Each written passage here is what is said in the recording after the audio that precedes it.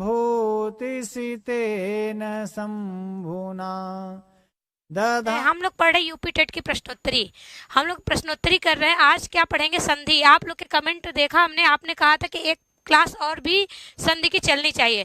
तो आइए देखते हैं संधि में कैसे प्रश्न पूछे गए। एक संधि का जो क्लास थी वो निर्मोही सर ने लिया था। आज आइए दूसरा भाग है ये। पहला प्रश्न है, दो वर्णों के मेल से जो विकार उत्पन्न होता है उसे कहते हैं। ध्यान रखिएगा, दो वर्णों के मेल से जो विकार उत्पन्न होता है उसे क्या कहते हैं? समास कहते हैं, कारक कहते हैं, शब्द कहते हैं कि संधि कहते हैं? जब दो वर्णों का मेल होता है और उसमें विकार पैदा होता है तो क्या कहलाता है? वो संधि कहलाता है। और समास में हम लोगों ने पढ़ा था, दो पदों के मेल को क्या कहते हैं? और दो वाक्यों के मेल को हम कारक कहते हैं। ठीक है, फिलहाल यार दो वर्णों के मेल को संधि के अंतर्गत आएगा। ठीक है, आइए अगला प्रश्न देखते हैं हम लोग। प्रश्न है, दो वर्णों का अत्यंत सन्निकट हो जाना ही कहलाता है। दो वर्णों का अत्यंत सन्निकट हो जाना कहलाता है संहिता, संयोगः, समासः, उपयुक्त में से कोई नहीं। संहिता संज्ञा कहलाता है, संयोग संज्ञा कहलाता है, या फिर क्या कहलाता है बताइए? जब भी संहिता होगी तभी आपकी संधि होगी। परस सन्निकर्ष संहिता इसका क्या है? सूत्र है। परस सन्निकर्ष, मान लीजिए कभी पूछ लिया कि संहिता करने वाला संज्ञा सूत्र बताइए, तो परस सन्निकर्ष संहिता। तो ध्यान रखिएगा, संहिता होगी तभी संधि होगी। जब संहिता नहीं होगी तो संधि होना मुश्किल हो जाएगा। विकल्प ए सही उत्तर है, संहिता होने पर ही संधि होती है। आइए अगला प्रश्न देखते हैं। संहितैक पदे नित्या धातुपसर्गयोः नित्या समासे डैश डैश डैश तू सा विवक्षाम अपेक्षते में रिक्त स्थान की पूर्ति करें। ये तो प्रश्न बताया भी गया है, आप लोगों ने प्रश्न को देखा भी था, मुझे पता है निर्मोही सर ने कराया था, लेकिन ये थोड़ा दूसरे टाइप से पूछा गया है। यहाँ पे फिलअप करना है। क्या भरा जाएगा? संदेह संहितायाम वाक्य शब्दे। आपको बताया गया था संहितैक पदे नित्या। देखिए बताया गया संहिता एक पद में नित्य होती है। ठीक, नित्य होती है कहाँ? धातु और उपसर्ग में भी नित्य होती है और समास में भी नित्य होती है, लेकिन वाक्य में क्या होती है? विवक्षा के अधीन होती है। विकल्प सी सही हो जाएगा। वाक्य तू सा विवक्षाम अपेक्षते, वाक्य में विवक्षा के अधीन होती है। चलिए अगला प्रश्न देखते हैं हम लोग। स्वर वर्ण का स्वर वर्ण से मेल को कहते हैं। स्वर वर्ण का जब स्वर वर्ण से मेल होगा तो क्या कहेंगे? स्वर संधि, अच संधि, ए बी दोनों हल संधि। क्या कहेंगे बताइए? स्वर संधि का जब स्वर संधि से मेल होगा तो क्या कहलाएगा? अच संधि भी कहलाएगा, स्वर संधि भी, क्योंकि अच संधि को ही स्वर संधि भी कहते हैं, इसलिए विकल्प सी आपका सही उत्तर हो जाएगा। चलिए अगला प्रश्न देखते हैं। पांचवा प्रश्न है, हल व्यंजन, हल या व्यंजन संधि में विकार होता है। स्वर का, व्यंजन का, विसर्ग का, उपयुक्त तीनों का। देखिए जब व्यंजन की बात आती है तो हमेशा व्यंजन में व्यंजन का विकार होता है। किसका? व्यंजनों का विकार होता है, तो विकल्प बी सही उत्तर हो जाएगा। ठीक है, क्या हो जाएगा? विकल्प बी। ये थोड़े नॉर्मल सवाल है इसलिए हम लोग बहुत डिटेल चर्चा नहीं करेंगे। अका सवर्णे दीर्घ किस संधि का सूत्र है? दीर्घ संधि, गुण संधि, वृद्धि संधि, अयादि संधि। तो आपको पहले ही देखिए यहाँ दीर्घ मिल गया। क्या मिल गया? सूत्र में आपको मिल गया ना दीर्घ। तो अका सवर्णे दीर्घ अर्थात अक प्रत्याहार के बाद कोई भी आ ई कुछ भी आता है तो क्या हो जाएगा? सवर्णी आना चाहिए। क्या आना चाहिए? आ के बाद अ ही आए, या ई के बाद ई आए, उ के बाद उ आए, री के बाद री आए, तो क्या हो जाएगा? दीर्घ हो जाए। क्या हो जाए? उसका दीर्घ हो जाए, चाहे वो रस में ही क्यों ना हो, या दीर्घ में होगा तो भी दीर्घ होगा, रस होगा तो भी रस होगा। तो अका सवर्णे दीर्घ किस संधि का सूत्र है? तो दीर्घ संधि का। किसका? आपको सूत्र में ही पता चल रहा है कि दीर्घ। ठीक है, यहीं से पकड़ लीजिए, अका सवर्णे दीर्घ दीर्घ संधि का सूत्र है। चलिए अगला प्रश्न देखिए। अ या आ के बाद अ या आ आए तो क्या आदेश होगा? देखिए अ या आ के बाद अ या आ आए तो दीर्घ आ, ह्रस्व आ, प्लुत अ, ई उपयुक्त सभी। अभी बताया गया दीर्घ संधि क्या कहता है? आ के बाद आ आए, चाहे आ के बाद आ आए, चाहे आ के बाद अ आए, चाहे आ के बाद अ आए, तो भी उस कंडीशन क्या होगा? दीर्घ आ ही होगा। क्या होगा? दीर्घ ही होता है। वो दीर्घ ई भी होगा, दीर्घ ऊ भी होगा, दीर्घ री भी होगा, दीर्घ आ भी होगा। जब भी होगा दीर्घ होगा। दीर्घ संधि में हमेशा दीर्घ ही आदेश होता है। विकल्प ए सही उत्तर हो जाएगा। चलिए अगला प्रश्न देखते हैं। दीर्घ संधि का उदाहरण नहीं है। दीर्घ संधि का उदाहरण नहीं है, ये आपको देखना है। तो कौन सा है? विद्यालय, देवालय, भानुदय, धीश, रजनीश, सतीश, दैत्यारि, महेश, रमेश, गणेश, सुरेश, होत्रिकार, मातृकार, पितृणम। ध्यान दीजिएगा, यहाँ पे आपको आ दिख रहा है, आ के बाद आ आया है, यहाँ पे भी, और यहाँ पे ऊ के बाद ऊ आया है, तो दीर्घ संधि है। ठीक। धीर्षा में यहाँ बड़ी ई दिख रही है, यहाँ पे बड़ी ई दिख रही है, यहाँ बड़ी ई दिख रही है, यहाँ बड़ा आ दिख रहा है, ये दीर्घ संधि है। ठीक है। आप देख रहे हैं बड़ी री, दीर्घ री, यहाँ पे दीर्घ री, यहाँ भी दीर्घ री, ये भी क्या है? दीर्घ संधि है। यहाँ पे एक पाई देख रहे हैं, क्या देख रहे हैं? एक मात्रा। जनरली एक मात्रा गुण संधि में होता है। किसमें? गुण संधि में होता है। ये गुण संधि का उदाहरण है महेशा, रमेशा, गणेशा, सुरेशा, पर होत्रिकारा, मातृकारा, पितृणम, विद्यालय, देवालय, भानुदय, धीश, रजनीश, सतीश, दैत्यारि, सब क्या? दीर्घ संधि के उदाहरण हैं। परंतु महेशा, रमेशा, गणेशा, सुरेशा गुण संधि के उदाहरण हैं। विकल्प सी सही उत्तर हो जाएगा। आद गुणः सूत्र है, किसका है? आद गुणः सूत्र है दीर्घ संधि का, गुण संधि का, वृद्धि संधि का, अयादि संधि का। कोई बड़ी बात नहीं, यहाँ गुणः बता दिया है। क्या बताया है? गुणः। आपके विकल्प, आपके प्रश्न में ही उत्तर छिपा हुआ है, और वो देख के आप कर ही लेंगे। क्या है? आद गुणः सूत्र किसका है? गुण संधि का। विकल्प भी सही हो जाएगा। जैसे अ का सवर्ण दीर्घ, वैसे आद गुणः। गुणः में अगर पूछ लेता गुण संधि का सूत्र बताइए, तब आद गुणः बताना थोड़ा कठिन था, लेकिन आद गुणः से सूत्र पूछा गया किस संधि का, तो गुण संधि बताना आसान है, क्योंकि वहां पे गुण ऑलरेडी लिखा हुआ है। 10वां प्रश्न देखते हैं। 10वां प्रश्न है, आ या आ के बाद ह्रस्व या दीर्घ ई, उ, रील, री आए तो दोनों के स्थान पर क्रमशः हो जाता है। ए, ओ, अर, अल, ए, औ, आर, आल, ई, उ, रील, री, उपयुक्त में से कोई नहीं।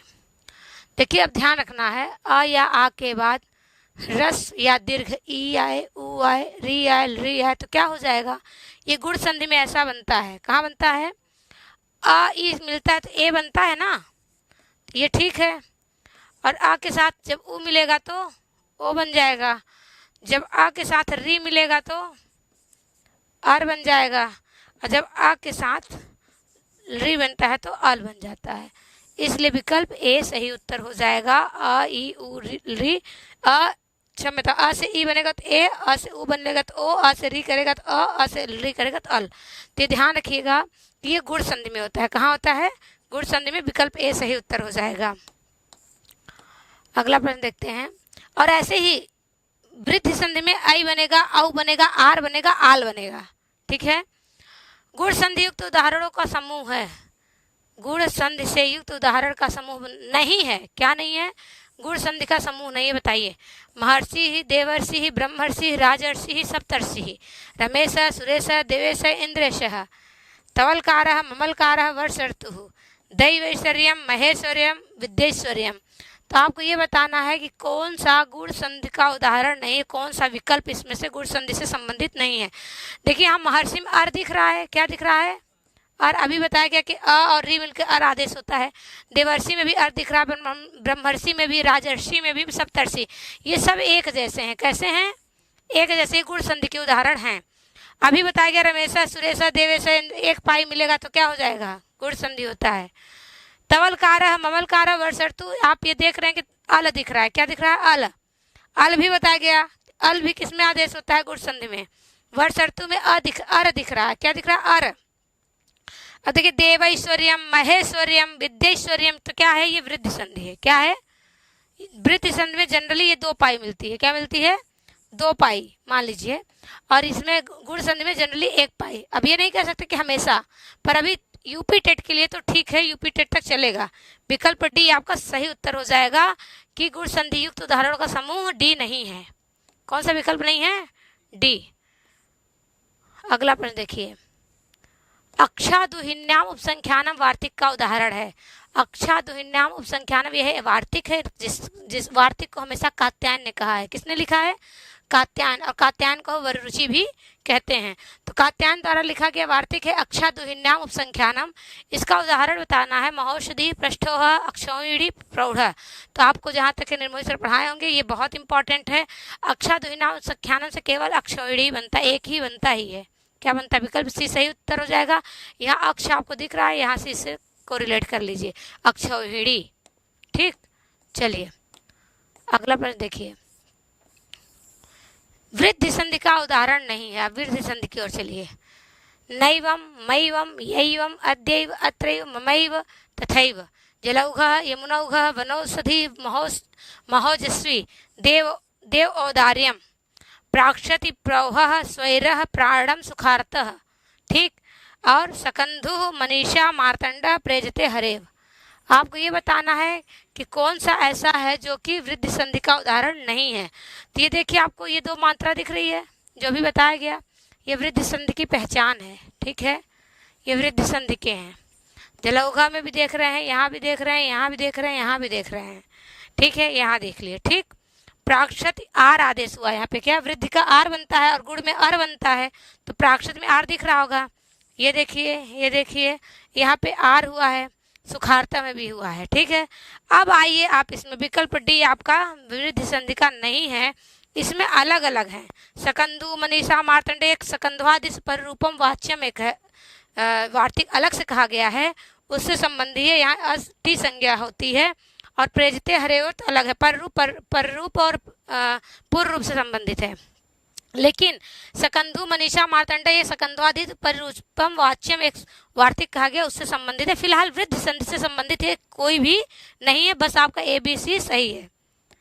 ठीक, चलिए अगले प्रश्न की ओर चलते हैं। इको यड़च क्या है? इको यड़च आपने पढ़ा होगा, यड़ संधि का सूत्र है। इक एवं यड़ से क्या तात्पर्य है? यहाँ पूछा जा रहा है इक से और यड़ से। ये एक प्रत्याहार है। क्या है? एक प्रत्याहार है। इक भी प्रत्याहार है, यड़ भी प्रत्याहार है। और ये यड़ संधि का सूत्र है। किसका? यड़ संधि का ना। ध्यान रखिए, जैसे दीर्घ संधि का पूछा गया वैसे यड़ संधि का भी तो पूछा जा सकता है। तो इक का क्या मतलब है? इक प्रत्याहार में कौन कौन से वर्ड आते हैं? ई उ रिल री की ई उड़ री की ई उ री की अ ई उड़। हाँ, तो ये आते हैं। और यड़ में यवरल की यवरड़ की यवरक यवरल यवरल। विकल्प ए सही उत्तर हो जाएगा। क्यों? क्योंकि ये सही है। इक प्रत्याहार में केवल 4 वर्ड आते हैं, ई उ रिल री, और यड़ में यवरल, ये 4 वर्ड आते हैं। विकल्प ए सही हो जाएगा। इको यड़ संधि का सूत्र है। आइए अगला प्रश्न देखिए। अयादि संधि करने वाला सूत्र है। कौन सा? अयादि संधि करने वाला। लोपः शाकल्यस एचो अयवायावः एचो अयवयावादि एच अयवावः। तो क्या होगा? अयादि संधि करने वाला सूत्र है एचो अयवायावः, जो शुद्ध शुद्ध ने ए आव बचवा आव लोग कहते हैं। एचो अयवायावः क्या है? अयादि संधि का सूत्र है। विकल्प बी सही उत्तर हो जाएगा। बाकी विकल्प सब गड़बड़ है। चलिए देखिए, बहुत बड़ा है। ए ओ ऐ औ के बाद यदि कोई स्वर आए, क्या है? स्वर वर्ण आए, तो ए ओ ऐ औ के स्थान पर क्रमशः आदेश होगा। तो क्या होगा? ए आएगा तो ऐ होगा, ओ आएगा तो औ होगा, ऐ आएगा तो आय होगा, औ आएगा तो आ होगा। ऐसा एचो ऐवा यावह कहता है। कौन कहता है? एचो ऐवा यावह कहता है कि यदि ए आएगा तो ऐ करना है, यदि ओ आएगा तो औ करना है, जब ऐ आएगा तो आय करना है, औ आएगा तो आव करना है। जैसे बन जाता है नयनम। क्या बनता है? तो यहाँ आय है, ने धन अनम होगा, तो इसमें ने में ए है, तो ये ए आ गया, तो इसके स्थान पर क्या हो जाएगा? आय हो जाएगा। जब आय होगा तो ये नयनम बन जाएगा। ऐसे ही भवनम क्या हो जाएगा? भवनम अव है। ऐसे ही इसमें क्या आय है तो नायकः बन जाएगा। आय में नायकः में आय दिख रहा है। ऐसे ही पावकः में आव दिख रहा होगा। पावकः देखिए, पावकः में यहाँ आव दिख रहा है, नायकः में आय दिख रहा है, भवनम में अव दिख रहा है, नयनम में आय दिख रहा है। ये अयादि संधि के पॉपुलर उदाहरण है जो कि परीक्षा में पूछे जा सकते हैं। हो सकता है यही पूछ ले, पावकः में कौन सी संधि है? तो अयादि संधि है। कौन सा सूत्र है? एचो ऐवा यावह सूत्र है। आइए अगले प्रश्न की ओर चलते हैं। पूर्व रूप का उदाहरण नहीं है। पूर्व रूप एंगी पर रूपम एक है, एक एंगा पदांता दति है। तो एंगी पर रूपम पर रूप करता है, एंगा पदांता दति पूर्व रूप करता है। किस पूर्व रूप का उदाहरण नहीं है। प्रेजते उपोषत अवेहि प्रोसत हरेव विश्रव रमेत्र तत्ते अत्र बालकोपि बालको वदत को वादित कोयम प्रभोहम गुरोत्र नमोस्तु। कौन सा सही है बताइए। देखिए पूर्व रूप का उदाहरण नहीं, पर रूप पर पूर्व रूप क्लियर होंगे तभी कर पाएंगे, नहीं क्लियर होंगे तो दिक्कत हो जाएगी। बताइए कौन सा होगा। कैसे आपको ये सही लग रहा है, कौन है, क्या होगा। पूर्व रूप पूछा जा रहा ना। हाँ बहुत सही। पूर्व रूप, पूर्व रूप का उदाहरण नहीं है, ये पर रूप का उदाहरण है। ये किसका है।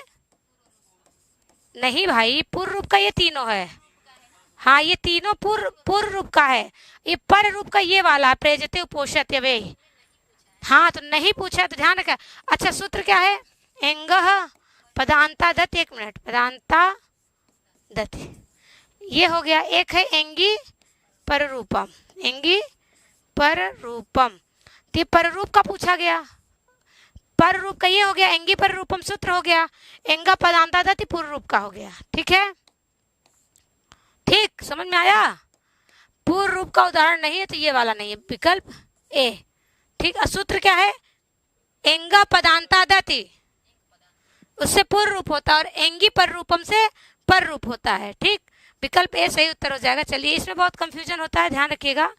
एक पढ़ लीजिएगा, जिससे उससे अदर आए तो वो कर लीजिए। चाहे एंगा पदांता दत पढ़ लीजिए, चाहे एंगी पर रूपम पढ़ लीजिए। सकंधु आदि गण में टी संज्ञक पूर्व और पर वर्णों के स्थान पर संधि होती है। पर रूप संधि, पूर्व रूप संधि, वृद्धि संधि की गुण संधि। देखिए सकंध्वादि पर रूपम वाच्यम कहा ना, तो उसी में वार्तिक में है सकंध्वादिश पर रूपम वाच्यम। पर रूप कहना चाहिए, क्या कहना चाहिए, पर रूप कहना चाहिए। तो क्या हो जाएगा यहाँ, पर रूप हो जाएगा। ठीक, यदि आपको वार्तिक भी याद होगा तब भी काम चल जाएगा। सकंध्वादिश पर रूपम वाच्यम, पर रूप कहना चाहिए। सकंध्वादि गढ़ है, जिसमें मनीषा वगैरह आता, करकंधु सकंधु पढ़े होंगे, मनीषा ये सब आता है, और टी संज्ञक होता है। तो यही कहते हैं सकंधु आए चाहे करकंधु आए, सब टी संज्ञक पूर्व और पर वर्णों के स्थान पर संधि होती है। कौन सी, पर रूप संधि होती है। विकल्प ए सही उत्तर है। प्रश्न है पर रूप संधि करने वाला सूत्र है। चलिए पर रूप पूछा, एंगी पर रूपम, बहुत अच्छा है, लिखा भी है, लेकिन इस पूर्व रूप पूछता तो एंगा पदांता दति होगा। ठीक है, ध्यान रखिएगा। 20वां प्रश्न है पर रूप संधि का उदाहरण है किसका। आप चलिए बताइए। प्रेजते उपोषित अवेह उपयुक्त तीनों पर रूप क्या हुआ, एंगी पर रूपम। तो अब बताइए क्या उदाहरण हो सकता है। कमेंट भी देखते रहिए, क्या आ रहा है, सही आ रहा है कि नहीं आ रहा है। 20 नंबर है, क्या है, कहाँ वगैरह नहीं लगा है। पर रूप और पूर्व रूप दोनों ध्यान से आप खुद ही देखिए क्या होगा। देखिए सब जगह थोड़ी वग्रह लगता है, प्रेजते में क्यों लगेगा। पर रूप पूछा जा रहा, पूर्व रूप में जनरली होता है। ठीक है, एंगा पदांता दति की बात हो रही है, यहाँ पर रूप संधि का उदाहरण पूछा जा रहा है। अभी आप खुद कहिए प्रेजते होगा, प्रेजते उपोषित हमेशा साथ चलता है। प्रेजते पढ़िए लेकिन उपोषित को भी पढ़िए, दोनों उदाहरण मिलते हैं। अवेह भी है, उपयुक्त तीनों होगा। जब 2 मिल गया तो यथा तीनों होगा।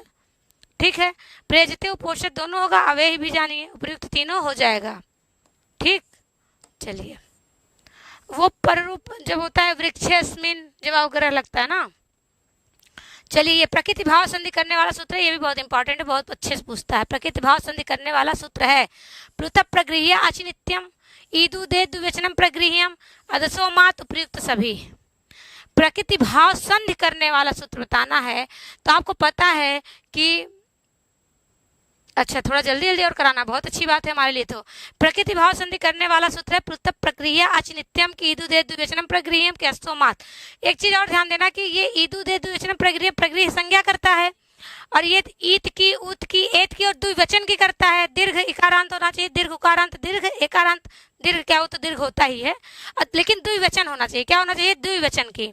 प्रगृह संज्ञा करता है, लेकिन पृथक प्रगृह अचनित्यम क्या करता है? प्रकृति भाव करने वाला सूत्र यही है। इसलिए कंफ्यूज हेतु द्विवचन प्रगृह में मत होइएगा, विकल्प ए सही होगा। चलिए अगले प्रश्न की ओर चलते हैं।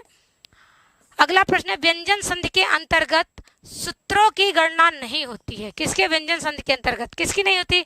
स्तो, स्टुना, स्टु, स्टुना, स्टु, झलाम जशवंते, झलाम जस जस, तोर लिखरिच, मोनुस्वार वा पदांतस्य प्रत्यय भाषायाम नित्यम, रोरी हस च सस्वरु, यही विसर्ग संधि के अंतर्गत होता है। किसके अंतर्गत? ये सब आपके व्यंजन संधि या हल संधि के अंतर्गत होता है, लेकिन रोरी हस च सस्वरु किसके अंतर्गत होता है? तो विसर्ग संधि के अंतर्गत होता है। अगला प्रश्न, सुमेलित नहीं है। देखिए कौन सा सुमेलित नहीं है? यण संधि का सूत्र इको यणच है, सही है। वृद्धि संधि का वृद्धि रेच, पूर्व रूप का एंगा पदांता दति, पर रूप का एंगा पर रूपम, प्रकृति का ये आद गुड़ा गुड़ संधि का है। किसका है?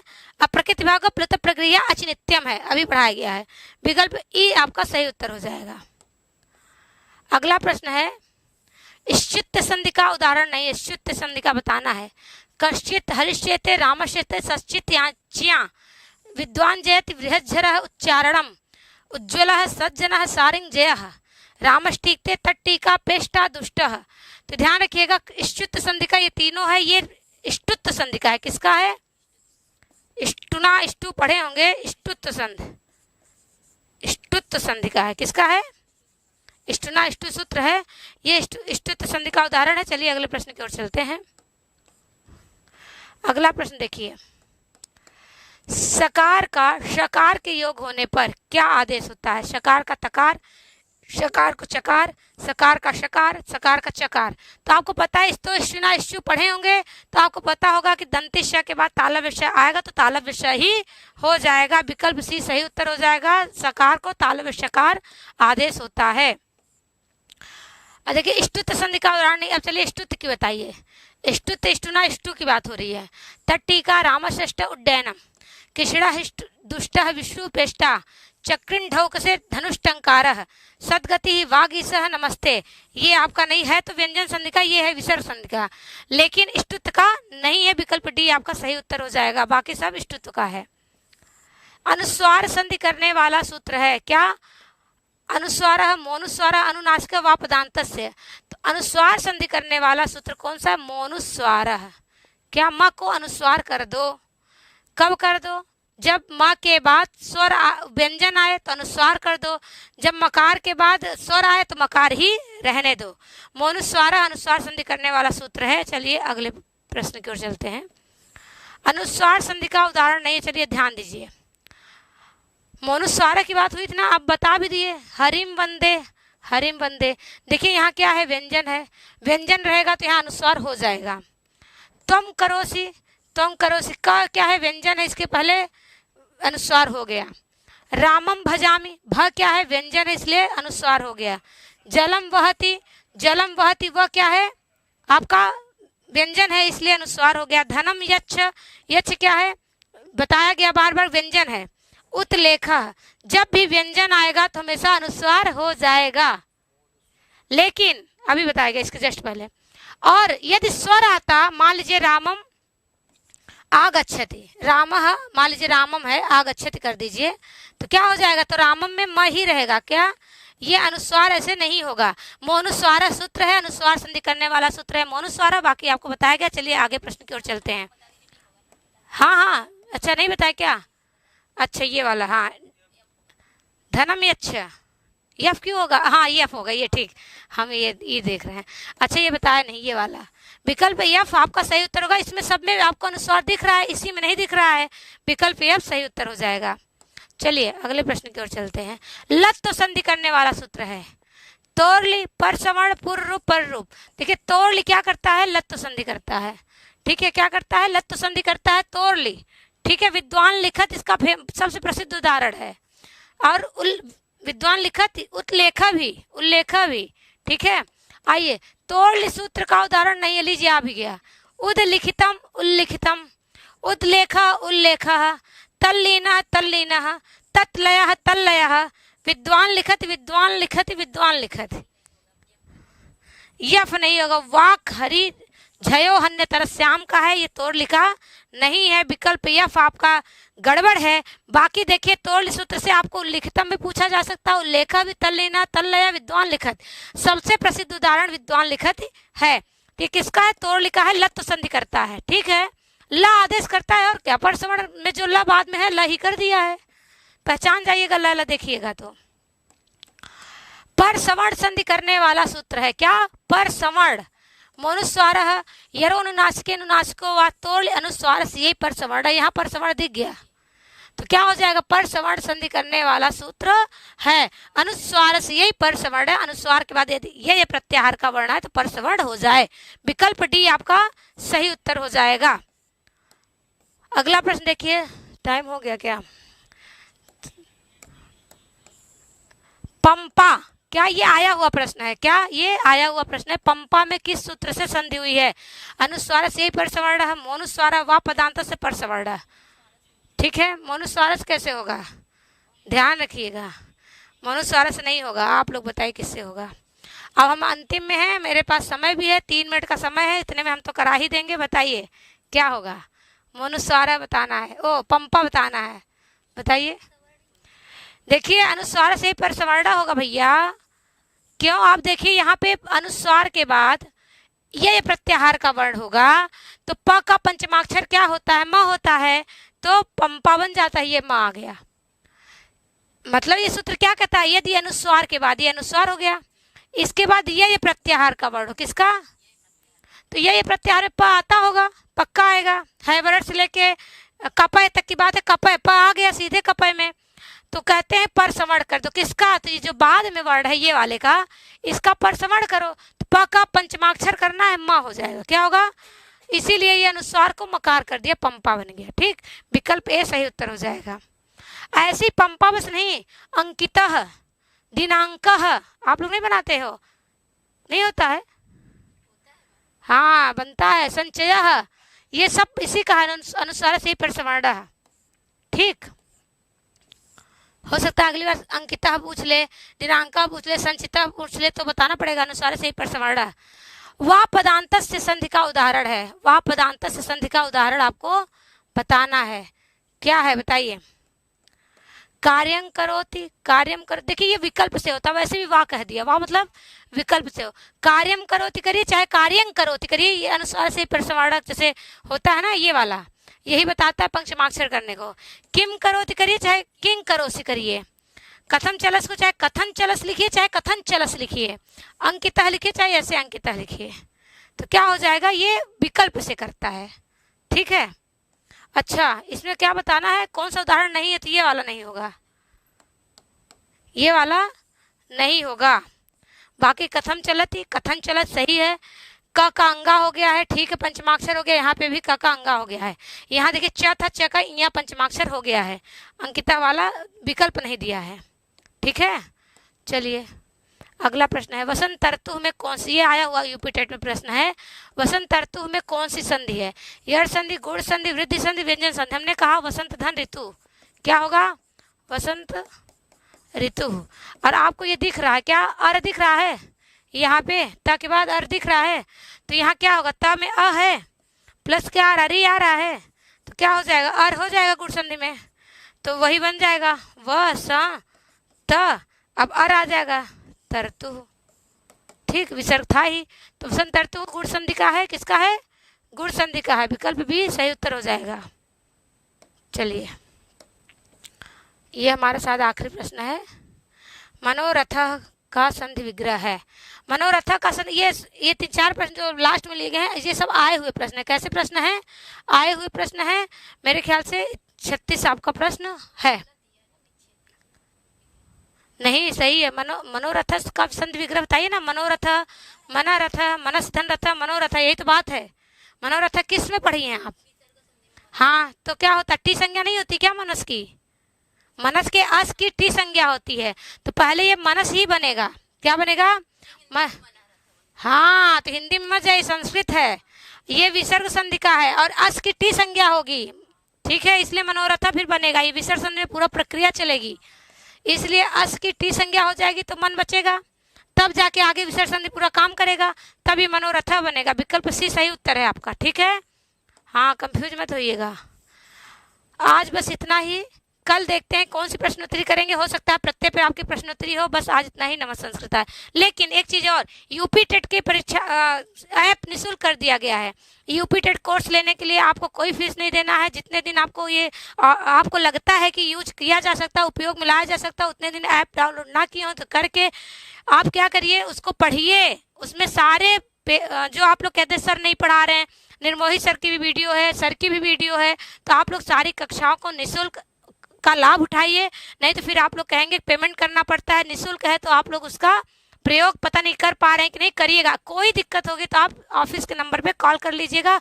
और टीजीटी, पीजीटी, यूजीसी जो भी संबंधित, अगर इससे भी कोई भाई बहन तैयारी कर रहे हो तो 50% डिस्काउंट के साथ कोर्स ले सकते हैं। बस आज इतना ही। धन्यवाद। नमस्ते संस्कृत। विभान्तमाच्छा स्फटिकाक्षमालया रणद्भिराघट्टनया नभस्वतः पृथग्विभिन्न श्रुतिमण्डलैश्वरैः स्फुटीभवद्ग्रामविशेषमूर्च्छनाम्